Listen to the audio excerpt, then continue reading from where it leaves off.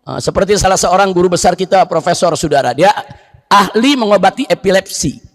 Udah ribuan anak yang kena epilepsi diobati, baik, saudara. Yang belakangan dia ada protes kepada Menteri Kesehatan, akhirnya dipecat, diberhentiin. Nah, kan negeri kita begitu, ada yang protes langsung berhentiin. Padahal ini ahli, se-Indonesia nggak ketemu ahli seperti itu ya ikhwan. Nah, akhirnya begitu diberhentikan, dia jadi guru besar di Jepang yang ambil. Nah, jadi sekali lagi rumah sakit kita banyak yang bagus, dokter kita banyak yang bagus, tapi memang aturan-aturan sistem kesehatan di negeri kita masih bermasalah. Nah, bagaimana nggak bermasalah? Menteri Kesehatannya nggak ngerti kedokteran, nggak ngerti medis. Saudara, Menteri Kesehatan yang diangkat seorang bankir, ahli perbankan. Nah, akhirnya mikirnya bagaimana dagang dengan rumah sakit, didagangin rumah sakit. Nah, dagangin obat, dagangin alat, dagangin pelayanan. Nah, dokter-dokter dulu dinilai mereka punya prestasi itu dari segi bagaimana kemampuan mereka di dalam pelayanan masyarakat.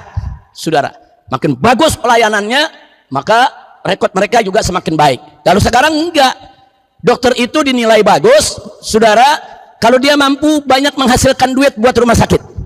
Nah, kalau pasiennya banyak, duit banyak yang masuk, itu baru dokter punya nilai. Nah, jadi sekarang serba bisnis di mana-mana, ya ikhwan. Nah, ini yang jadi persoalan.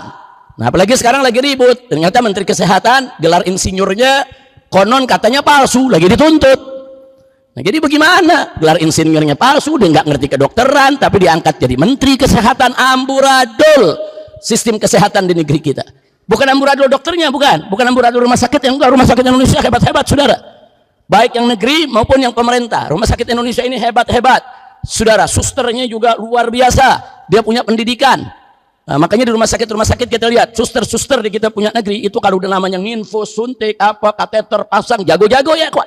Kadang-kadang lebih jago daripada dokternya karena setiap hari dia yang melayani. Dokter-dokter kita hebat-hebat, saudara. Nah, jadi sekali lagi hanya ini yang jadi persoalan, regulasinya, peraturannya, sistem perumah sakitannya di negeri kita yang tidak baik-baik saja. Nah, sehingga akhirnya ya kita lihat sekarang BPJS amburadul, orang-orang miskin akhirnya mau berobat, saudara, banyak telat, keburu mati, saudara, banyak rumah sakit akhirnya nggak mampu juga untuk menampung pasien. Nah, ini yang perlu dibenahi. Tapi kalau soal keahlian, dokter kita nggak kalah. Makanya dari awal banyak yang nawari saya, Habib, ayo, saya mau bayarin, Habib operasi berobat ke Singapura. Enggak, saya nggak mau. Habib ke Malaysia, itu di Penang ada begini testimnya. Enggak, saya nggak mau. Saya sering pulang pergi ke Malaysia. Enggak, saya nggak mau. Saya di Indonesia kenal dokter-dokter bagus kok.